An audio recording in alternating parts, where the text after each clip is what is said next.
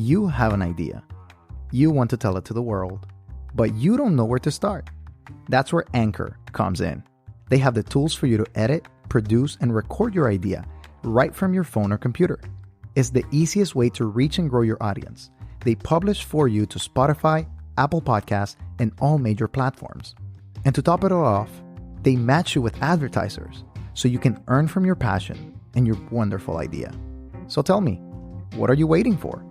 Download the Anchor app or go to anchor.fm to get started and follow your dream.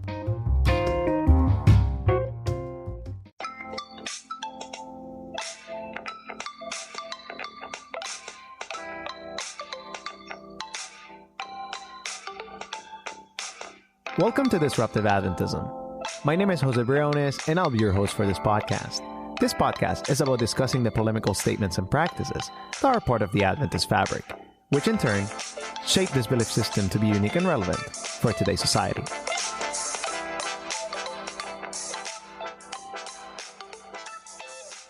Thanks for tuning in, everyone, again to Disruptive Adventism. We appreciate that you're listening, and today we have a very special guest and a very important episode as a part of our series that we're continuing throughout this month. So our topic for today is the topic of celibacy, and we have invited Kendra Arsenault to be with us today. So Kendra, how's it going?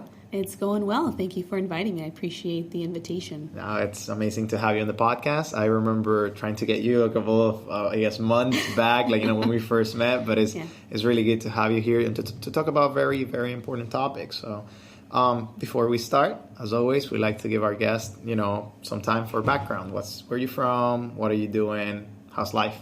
All right. So I was originally born in Panama. My mom is Afro-Panamanian. My dad is from Maine. I came here to the seminary. I'm studying to get my master's in divinity from California. So I came from California, and now I'm here in Michigan. So that's a little bit of the backstory, but that's a very, very summarized version. Right, of course. And, a little bit of a change, right? With the snow and everything, that you're here. What part of California were you? I came from Santa Cruz, California. So it's about an hour south of San Jose and San Francisco. It's a great place for surfers. So, yes. It's awesome. All right, cool. Well, let's get started with the topic today. So let's kind of just start talking about the ideas behind celibacy. So let's start with some definitions. I think that's a good way to start. So in your opinion, what is celibacy?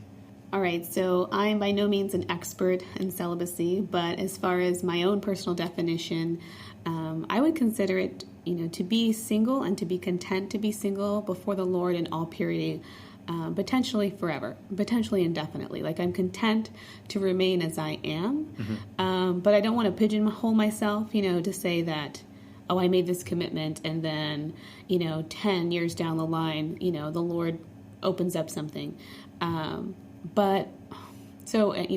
Anything could happen in 10 years. But as far as where I'm at right now, as far as kind of my worldview, I really find that I'm content to be single and to walk with Christ and to live out my calling without the need for a significant other in my life. I've had those experiences in my life. I didn't come from a Christian background, so I've had plenty of time spending in the world. I've had plenty of time dabbling in relationships and really thinking that I was going to get what I was looking for, what the soul is truly seeking in a relationship. And I think as women, we're kind of acculturated through movies and through culture or through society to really desire a marriage as kind of the chief attainment that we can obtain in life. And not to say that that's a bad thing. I think becoming a wife and a mother and raising a family, that's a beautiful, wonderful achievement, but it's also a very huge commitment that for a lot of women, it takes away from their potential to move forward and maybe their own personal callings that they have in life. And if you're personally called to be a wife and a mother, I think you should absolutely fulfill that because it's a beautiful thing. But for women who feel like God has called them to a different sphere in life, I think that relationships and children and everything that comes with that really is it really is hard to do both. Not to say that's impossible. There's plenty of people who do it, but a lot of women I know are now living their life after their children have grown up. So after the kids leave 18 years, 20 years, 25 years down the line, they're able to go back to school or finally pursue what they feel like they were called to do. And I'm thinking, actually, I don't know how long my life's going to be. My mother died 4 years ago, and she was relatively young. She was 52 at the time. And if I look at that time clock and I compare it to my own, I think, wow, I have like 23 years left if I were to live out her same life. And what would I want to do with that time? And for me, I think, Lord, make me as efficient as you possibly can make me in the time that I have here.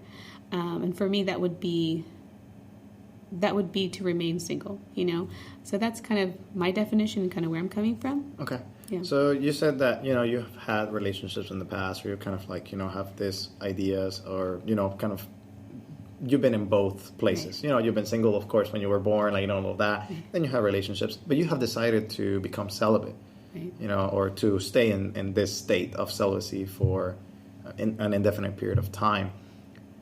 What's one of the toughest questions that you get from people? Like, because that's not something that is practiced as much or as by many people in society today.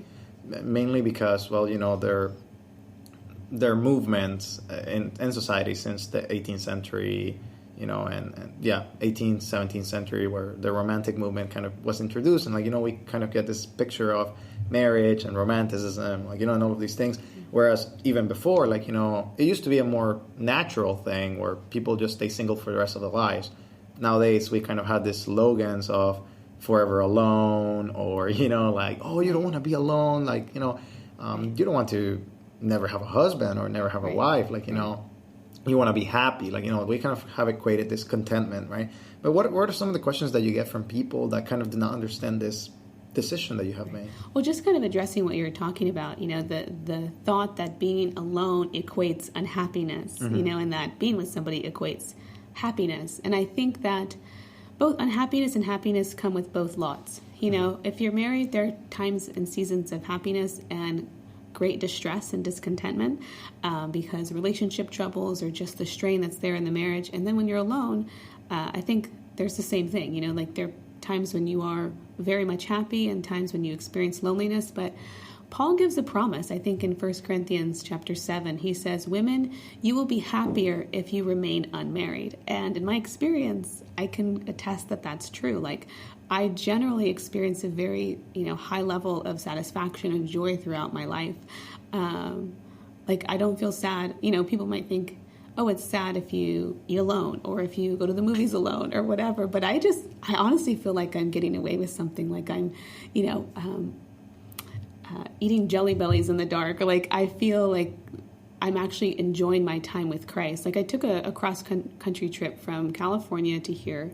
And there was a part of me, as I'm embarking on this journey, I'm thinking, I'm stopping at all these national parks. I'm going to Yosemite. I'm going hiking. I'm going to be going to Zion National Park and the Grand Canyon and Colorado Rockies. And I'm hiking throughout all these places. And I'm thinking, but I'm doing this alone. Like that might get lonely at some point. But actually, I just felt a greater portion of the Holy Spirit poured out.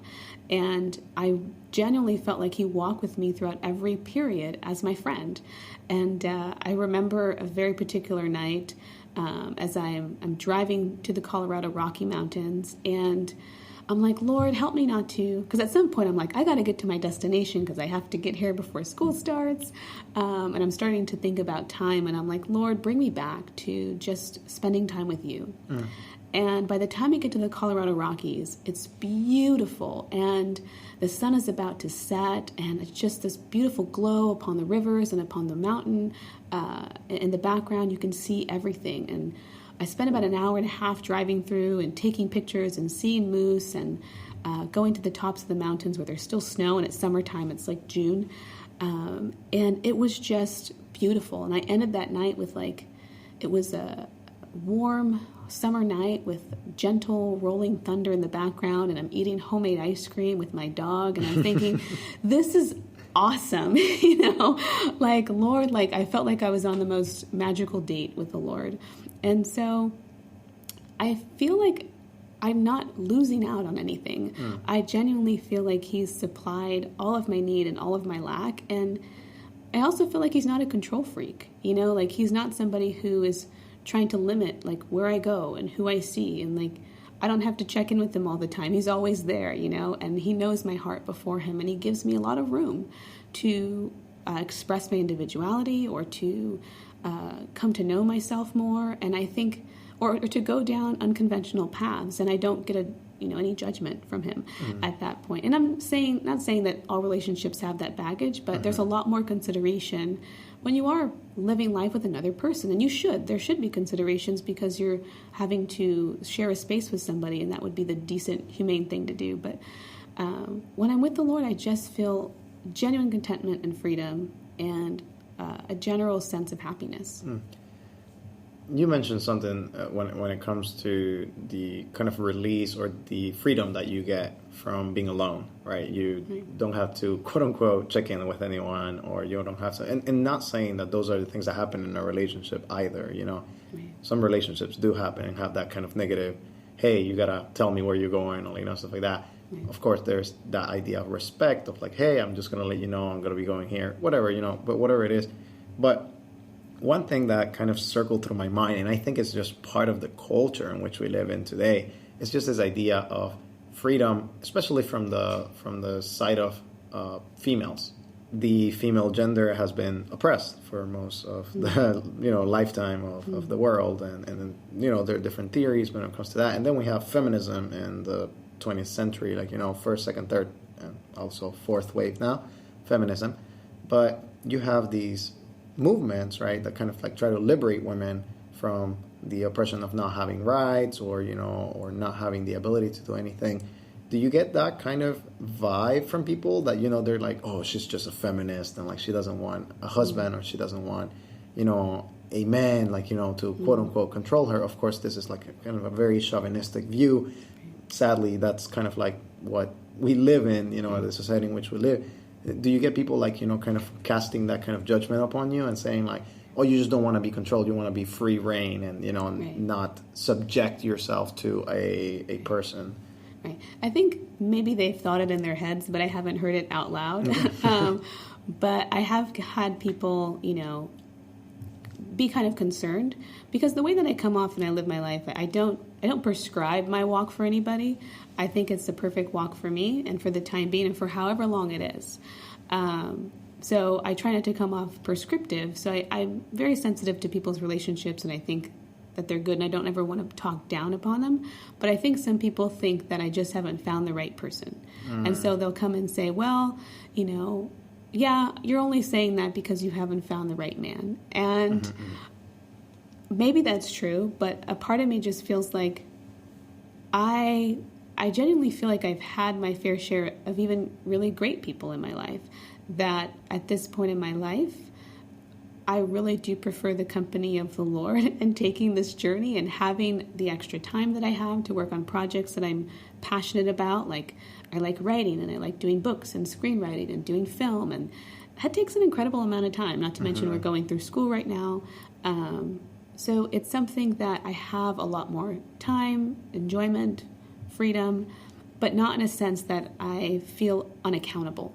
You know, I definitely feel like I am still needing to be a part of a community. So I have a community of girlfriends that I connect with, a community of mentors that I talk with, and of course, even in my job and in school, I've built a certain kind of community. So it's not without accountability. It's just without that intimate accountability where you have no privacy, because in school you're accountable, or in work you're working with people, and you come home and you're still surrounded, and you don't ever get that quiet time. So I just feel like I have more time to really rejuvenate and be my best self when I'm in the world. Very good point that you mentioned right there is the idea of community and how central it is, because one question that I was going to ask you, and that kind of like was going through my head as you said that, is that it seems to me that you have this community in order to kind of fulfill that thing that God said, you know, in the beginning. It's like, well, it's not good for men to be alone, men meaning humanity, you know, and it's good for us not to be alone, because, I mean, you're hinting towards this idea of like, it's good to be alone at certain times, it allows for productivity, but there's also this idea of I need to be in a community, and I think that's beautiful that you are able to have time for yourself and for your projects and all of that, while at the same time living out in a wider community that you're tapping into, so I think that's awesome. Exactly. And I also feel like I'm able to, in some of my circles, really give more of myself to those communities, because I don't come there drained from my home life. That I'm able to give my best self, or to put in energy in certain areas and certain projects that other people may not have the energy for, because they're coming to this community already drained. And so I've really found that to be a benefit, because now I get to be kind of a mother in my work circles, or a mother amongst my circles, where I'm able to pour into them the energy that I would pour into a single person like a spouse. And so I find myself mothering and decorating and doing things that I would do for a significant other, but for a larger population. So that's good to know. And I think it kind of reflects like the idea of, you're able to give more and rejuvenate more because you have that kind of alone time. And I mean, I want to kind of be clear here that it's like, we have lost in the church the value of celibacy, and from an ecclesiastical perspective, it's also like, for example, pastors, or in this case, priests, used to be celibate, We can analyze maybe that further, whether for the right reasons or the wrong reasons, but a great majority of them, used to be celibate, and they used to dedicate themselves for the Lord. And, that used to happen more in the ye old age, Middle Ages and such, or even before in the first couple of centuries after Christ.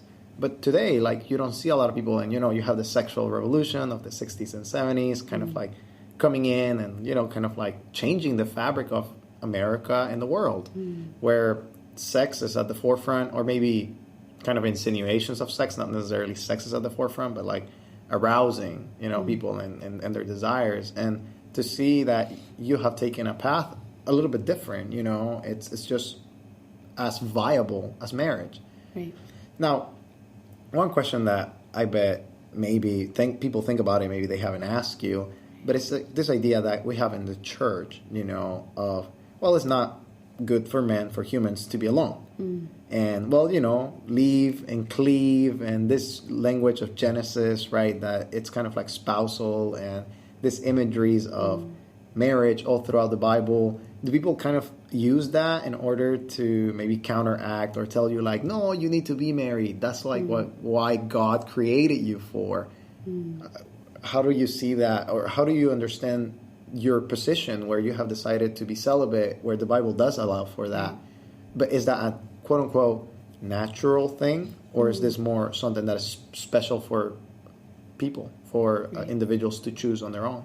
Right. And I think, like Christ said it best, to him whom it is given, some were made, eunuchs for the kingdom of God. Some were made eunuchs by the will of man. And I think to whomever the gift is given, and I'm not saying that I have a gift, I'm just saying I've had a choice. And for the circles that I run in, I feel like older women are much more sympathetic to that. There are a lot of older women who are divorced, who have lived through life, and they think, I think you're on the right track, and because they know how difficult marriage can be and how much it can stunt a woman's growth, even professionally, or place her in a precarious situation when there are things like divorce, where a woman is having to rebuild her whole life financially, emotionally, communally-wise, and it's very difficult. And for the younger women, I feel like, who still have the expectation that marriage is going to be like the great white horse or the great white hope, for their lives, that I think they might think, if you just meet the right person, you can reconsider. And I'm not totally opposed to that, but at the same time, I don't have that false expectation that a person is going to be my deliverance, or that I'm going to find everything that I want and need and desire in a man, And so I think depending on the generation, older versus a younger generation, is where you get you get different perspectives on my walk and where I'm going. I like that you said, my walk, because that at the end of the day, as you mentioned, the words of Jesus, is like you chose to, and that's okay. And I personally, I'm an advocate for celibacy. I think that people should understand that is a natural possibility for everybody. I mean, we come single per se into life, and we either choose to be in a relationship and make it work, or we choose to stay as ourselves. And something that really, I guess, something that I have seen with many people that have been celibate or people that have, chosen this path is that we have kind of a little bit of a double standard in the church and in society as a whole, where we see males that stay single as a positive thing. It's like, oh, wow, he wants to be such an entrepreneur and he wants to make a big difference for the world. Whereas sometimes we see women as more of, oh, how sad, she couldn't find anyone, or, she's crazy or something. Right, exactly. Like, and I think that when you are portraying this in your walk and the things that you have seen, I just see so much joy, like, that you have, because you have found that you are not complete in the sense of like, you're not complete out of yourself, but you can be complete in the community that you have, but that you find happiness in just being your own person. Right. And it's not to say that people who are in a relationship are not happy with themselves, but that you have chosen, to just remain as you are. Yeah. And I think that's awesome. And, my questions are mainly for kind of like dialogue purposes, to kind of understand a little bit more where people have come to you and where they have, maybe makes remarks or ask questions, and how does that make you feel? Now, one question that I do have is like, you're saying that you're open per se, like, do you think that people that have chosen, or maybe have you met other people that have chosen your path, like, your walk of being celibate, and what are some of the things that you find in common with them, and maybe things that you don't find in common? Well, I think why I say I'm open is because I don't ever want to eat my words or be looked at as a hypocrite. But my intention is to stay as I am. And for the other women that I've met who are like, I'm on this journey, we definitely connect. And we definitely come from, backgrounds where we've been in relationships, we've been in sexual relationships, we've been in the world, and we've come to Christ, and we're wanting a new life, and we're now finding our everything in Him. But there's still the road of temptation, where, you meet somebody new and they seem exciting and they seem like, oh, like, what is this possibility? And then you get to realize, and not to say that they've dated, but it's just, like I have a friend, she met somebody in one of her classes that she was taking for art, and she was just so drawn to this person. And even though she didn't talk to him, she didn't make any advances, the thought, the movie is now playing through the head of like the possibilities. Maybe this is going to be the knight in shining armor. But it's always Christ bringing us back to the reality of like, these are just human beings. Like there's only one Savior, and that's me. And I think that I myself am going to face those temptations at times where, like, I genuinely like people. I like being around people. I like knowing their stories. I think they're interesting. But as far as, making the covenant commitment of, till death do us part to this person, I don't know if that's for me. I know that entails a lot of responsibility. And not that I'm afraid of responsibility, but like Paul says, better for a woman to remain as she is, so that you can be holy in body and mind and spirit to the Lord. Because the woman who's married is concerned about the things of her husband and not concerned about the things of Christ. And I think it's definitely true. I've told a lot of my friends, I feel like men are my kryptonite. Like every time I've gotten into a relationship, I feel like I lose all my superpowers, like my creativity, or a lot of the things, maybe the direction that I was going in life gets sacrificed so that I can put in all of my chips with this person. And I begin to focus more on this person, their happiness, and how to fulfill them. And my own aims for my own life get put in the back burner. So to a certain degree, that the celibate lifestyle has allowed you to kind of progress professionally. Yes. Whereas, otherwise. And I think that, I was watching this video. It's on Explain. It's a Netflix series. It's about explaining different things of life, like cricket, or, how sex works, or, like many different things. Like, it's just like a very, very detailed and research-based series that kind of explains how many different topics happen or work in the world, and why this happens, or why this phenomenon happens. And I was watching one on the pay gap. And one of the reasons why there is a pay gap between men and women, it's not necessarily because women are less capable or women are not necessarily in positions of power. Some of that may be true, but the main reason why there's a pay gap is because of children. Yeah. Because you have women are the ones that bear children. And when that happens, well, you have the home leave, or they lose their jobs, or, they are not able to escalate. Right. And, it's 9 months first. Right. And then after that, a couple of years to kind of take care of the child and rear the child. And some countries have made some advances, like, right. Giving the dad mandatory home leave, as, so the woman can also work, and things like that. Yeah. But, I think that professional development is one of the benefits, that I can see. Do you think that there are other benefits that have come into your journey as a result of you choosing to remain celibate? Definitely the professional benefits and a lot of other benefits. And just to touch a little bit on that topic, I think even in the church, 50% of marriages still end in divorce, even within the church. And so now you're dealing with single mothers who are both trying to be dad and mom at the same time. So they're going to work and trying to take care of their kids. And a lot of times when people get married young, they don't have the opportunity to get more professional degrees. So maybe they just have their undergraduate. And nowadays, a lot of jobs, are still entry level with your undergraduate degree. And so they haven't had a chance to grow professionally. And so that means that they're taking lower paying jobs. That means they're working harder than ever. And a lot of them that I know are creative and have dreams that they wish to see fulfilled. And they're put into this huge strain upon their time and energy to be able to do what maybe they feel like they're called to do by the Lord, and the duties of just taking care of their kids and life that they are required to do. And so that's definitely a consideration, but also, like I said, just the time that I get with the Lord. But also I feel like it's there's a witness that we have even into the LGBTQ community, because there are some people within that community who say, I can't change my orientation, and to be a part of the church, I need to be celibate.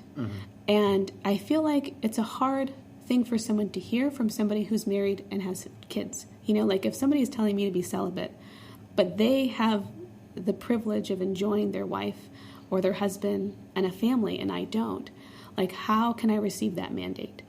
And yes, we have the example of Paul. Yes, we have the example of Jesus, but there's not enough of us in the community who willingly take upon that yoke and say, no, I want to follow Christ and my affections are for him alone. And I feel like it gives even an example, walking our example, even for communities that are struggling with, their own sexuality and saying, well, if I want to follow Christ, then I have to be celibate.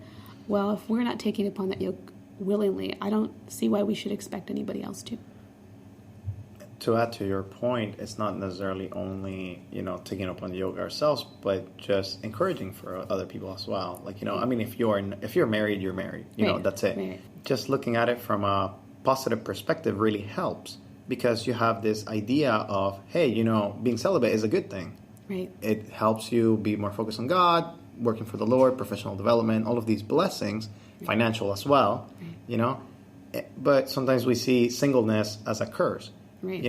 I've been in churches, when I first started my ministry, I was single for a period of time, and, a lot of the old ladies at the church, or even the mothers, that looked at me, they were like, hey, pastor, or and this is when I was ministering, but, they were like, hey, come and meet my daughter, meet my, kind of niece or whatever it was. And I was just like, I just don't want to, I'm fine. I'm okay. I don't need to. So I think that just having a positive perspective and positive dialogue will help not only people who are choosing, but people who were made for this path, so that's something. And I think also the church should be more open to more than the celibate lifestyle, because I think in pastoralship, they do expect you to have a family, and that is more of an expectation. And I think singlehood, as far as church leadership is concerned, is something that's a little bit frowned upon. And I've noticed, and this is just a hunch, this isn't scientific, but single women especially are kind of looked at as a threat, if you're single, then you're a threat to somebody else's family. And so, how to remove that stigma and say, no, this person is single and they feel like they're called to singleness. They're not here to break up any families. They're not looking to get their needs met, by stealing somebody else's husband. They're very content in their walk with the Lord. And for us to be open to those possibilities within our community of faith, I think would show maturity. That's very good. That you mentioned it, I think is very important. And again, it's kind of like how society sometimes looks at women and kind of a little bit of a double standard because, well, it happens with males as well, but I think that it happens more with women, as you mentioned, you know. One last topic that I kind of want to go into is like, if someone's listening that's maybe been thinking about this, or maybe this is something that like, wow, I never thought about this. What are some of the considerations that you took in order to make this decision that can help someone else make this decision as well? I think, well, one, it wasn't a vow that I made before the Lord with the rose or anything like that, but it was the decision that I made. I think it was a lifetime of facts accumulating. I remember when I was maybe, 12, and reading 1 Corinthians 7, or hearing the call that Jesus said some were made to be eunuchs for the kingdom of God. It terrified me, the thought to think that I would be alone, quote unquote, for the rest of my life. So I kind of ran in the other direction, like Jonah, and I threw myself into relationships after relationships. But I think through the lifetime of just growth and experience, God has showed me kind of the Hosea 2 journey, which is, she will say, it is better with me then than it is with me now, and I will go and return to my first husband. And I think everyone's first husband is Christ, whether you're married or not. If that's not your first and main focus, is your marital vows with Christ, then even if you are married, you're still going to be lacking something. And so if you feel like this is a journey that's for you, or even if you're contemplating it, I'd say begin to explore what that is. Begin to explore how Christ can even meet your romantic needs. We're not as maybe complex as we might think ourselves to be as far as the basic needs that make us happy. And I have found for myself that just getting to know Christ and bringing him into the spaces of Lord, I need someone to love me, and to see how his Holy Spirit has really satisfied fully in all the ways that I desire to be satisfied. So, that's awesome. Thank you very much, Kendra, for your time today. It's been amazing to talk about this topic, and there's way more to cover. For sure. And I'll definitely going to include in the show notes, in the description, some of the resources, that people can kind of get started, because it's a topic that is not featured a lot in church life. So I think it's important for people to kind of be informed, and arguments, or not necessarily academic stuff, but like ideas that's like, hey, you know what? I'm happy. I can be happy alone, and how to live that life with purpose, with community, and development of the whole person. So thank you very much for sharing a little bit of your story and a little bit of how you came to that decision. As it is our tradition at Disruptive Adventism, we like to give our final word to our guests. So please tell us the final word on celibacy. I would say dive into the Song of Solomon and explore this book as God's love letter to you, and to look throughout all of the scriptures with that lens of him desiring us as a companion, because at the end of the day, that is all he gets from the plan of salvation is us. And he has entered into a covenantal marriage vow. And what is it like to be his bride? And what is it like for him to be our husband? That is going to be the ultimate reality of heaven. And so how do we taste of that today? That was our time for today on the topic of celibacy. That closes our series on sexuality. We will have another series talking about courtship, marriage, relationships, LGBTQ, and other topics. We will continue to expand the different series, but that's it for now. We will have another series coming up on our next podcast. We'll have the introduction and then the further interviews. We really appreciate that you have been able to listen to this series, and please give us your feedback. Thank you for listening to this very important topic. It's a topic that needs to be talked about in every sphere of life, and I really hope that this inspired you, that Kendra's story inspired you to share with others. Please make sure to do so. Share with others, share this podcast or other podcasts that have been impactful to you. Thank you for listening today. If you haven't rated us on iTunes, we really appreciate it if you do it, or your favorite podcatching app as well. If you want to collaborate financially, patreon.com disruptive Adventism. Thank you for listening today. We really hope that you join us next time. And as always, we invite you to be disruptive.